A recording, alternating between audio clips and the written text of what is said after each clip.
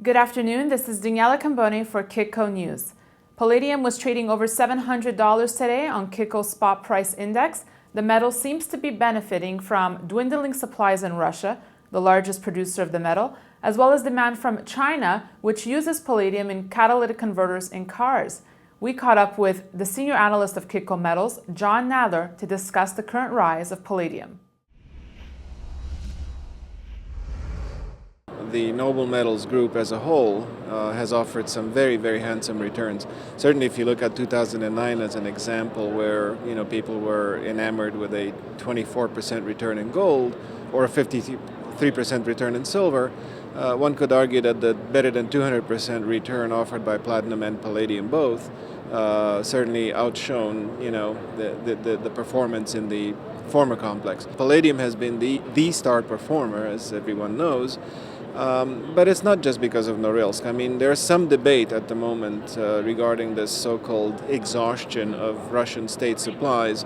Not everyone agrees that that is exactly the case.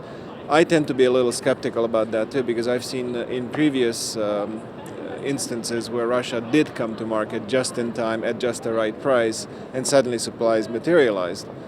But what I look at are difficulties in supply, and that is something that we have an abundance of.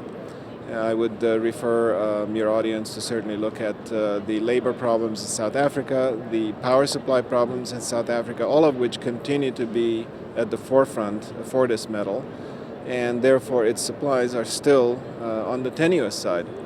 Surpluses have been shrinking, and in the case of rhodium, certainly it's been in a deficit now for about 4 years going. So that's what one wants to be mindful of. Oh, absolutely. I mean, this is the primary area of application and demand, and it's a niche that has been largely supported by demand from the automotive sectors of Brazil, Russia, India, and China, all of which are, I wouldn't say in their infancy, but certainly they're in their prime youth, if you will, and growing fast. And they've taken up the slack that North American markets and Western European markets, unfortunately, during the recession, brought about. Now, when these latter markets recover in earnest and we start seeing automotive sales on the order of 15, 16, 17 million annualized units in the States, Canada, Western Europe, then I think most of the analytical houses are very optimistic about the prospects for the noble metals. So if an investor is interested in getting involved in investing in palladium, is it too high of a price right now? Is it too late to get into the game? Well, I think, with gold, for instance, my motto has always been that if you're buying it for the right reasons, there really isn't such a thing as a wrong time or price. It's simply a question of allocating to your portfolio, making sure the percentage is always there at an optimal level for you.